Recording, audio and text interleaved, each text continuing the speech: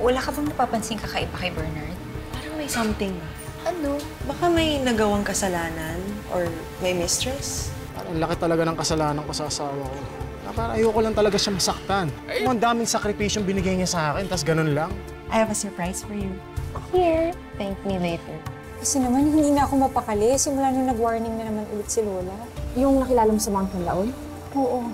May ibang taong gustong sumira sa pamilya ninyo. Kung hindi mo imumulat ang mga mata mo, maaari pa rin mawala ang taong mahal mo.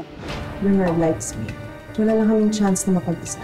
So I just need to find a way para makasama ko siya. Pare, puyatan na naman ba yan? Bukas na yan! May deadline na kailangan matapos. Mamaya, tawagan na naman ako ng asawa mo. Ano na naman sasabihin ko dun? Sabihin mo, nasa trabaho. Wala nang ibang tao dito sa office. So that means we can do whatever we want. Ano bang ini-expect mo ulitin natin yung kasalanan na nangyari? Hindi ako titigil. I can't. I won't. I don't want to. Bakit? Kasi ayoko na maging mag-isa ulit. Nandiyan ba si Bernard? Ano ba sa loob? Sub-sub sa trabaho? Sabi ko sa asawa mo, baka sa akin ka na nang magtanong eh. Huwag mo bababa. Susurprisahin natin yung husband mong hardworking. Chloe, hindi ako yung lalaki para sa'yo. So sana huwag mong ipilit yung sarili mo sa akin.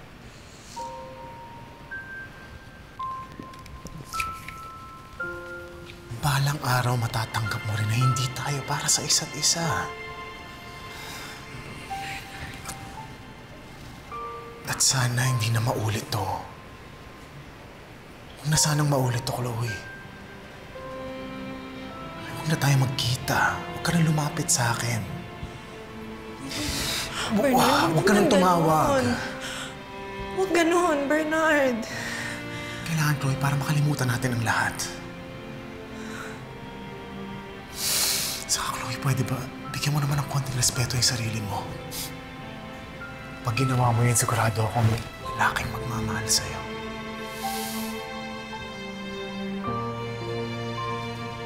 Punta ako na si Bernard para makita mo siya na trabaho dito. Teka, flip ko yung camera para makita mo siya.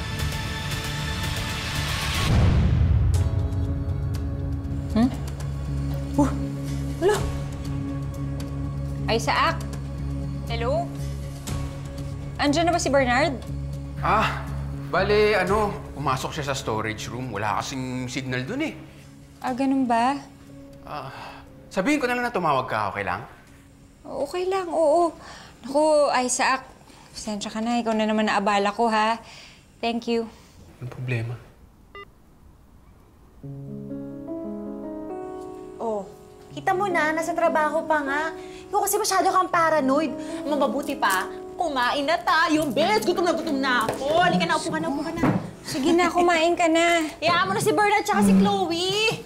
Kain na tayo. Chloe, alis na ako. Ay, tama na. Tingin mo yung sarili mo. Ay, pinapahirapan mo lang.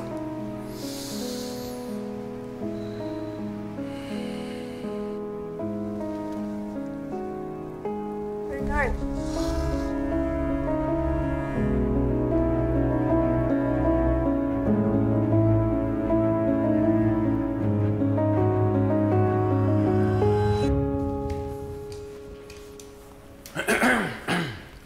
Uy, anong ginagawa mo dito? Ano pare? Enjoy ba? Ano sinasabi mo? Nakita ko kayo ni Chloe. Saka ano ka ba? Wala yun.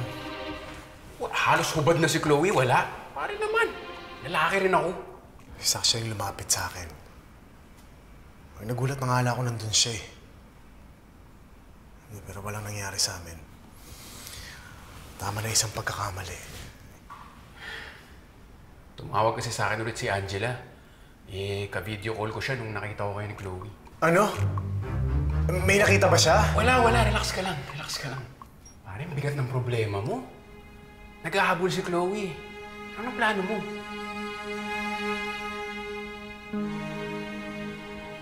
Sayang naman tong effort mo, Bis.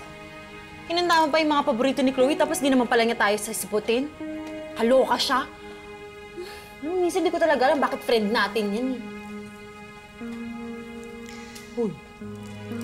Bes. Sa tingin mo, posibleng mangyari yung sinasabi ni Chloe?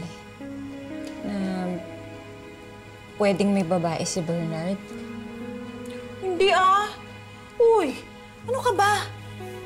Nasabi lang ni Chloe yun kasi naghahanap lang yun ng karamay. Karamay? Oo. Kasi syempre, di ba, nawala si Jerome sa buhay ni Chloe, kaya ngayon hurt siya. Kaya gano'n na siya mag-isip. So gusto niya, pareho kayo nasasaktan. Gusto niya, same kayo, gano'n, karamay. Pero Gretchen, kung iisipin mo, parang kawawa rin si Chloe, no? Oo, siguro nga yan. Defense mechanism niya yan. Tapos, kapag may nangyayaring hindi maganda sa kanya, gusto niya may kadamay siya, kasama. Exactly. Alam mo, isa pang ang feeling ko na hindi naman totoong nakita sila ulit ni Boracay Boylet eh. Feeling ko sinabi nga lang yun kasi ayaw niya na maawa tayo sa kanya. Nako, hindi tayo sure dyan. Hindi sure. And hindi nga niya masabi yung pangalan kasi nga hindi naman totoo si Boracay Boylet. Kaya alam mo, Bessie, kung ako sa'yo, huwag mo na lang pinagpapansin yung sinasabi ni Chloe. Sabi mo nga, gano'n lang siya mag-cope. Puntahan kaya natin si Chloe bukas. Sunday naman eh, tsaka walang trabaho, di ba? Walang office. Tingnan mo, sinayang nga niya yung effort mo, pupuntahan mo pa. Bakit? Para saan? Ano ka ba? Eh, syempre malungkot yung tao, di ba? Ngayon niya tayo kailangan. Kailangan niya ng kaibigan.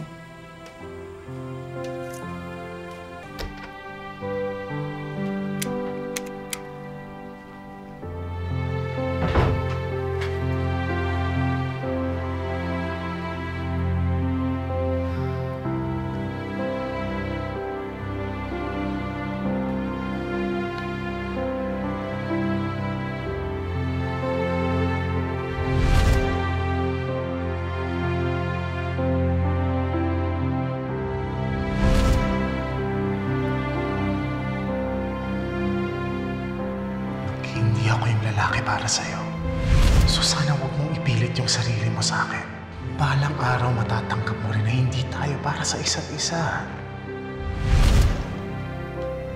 How can I be with you again, Bernard?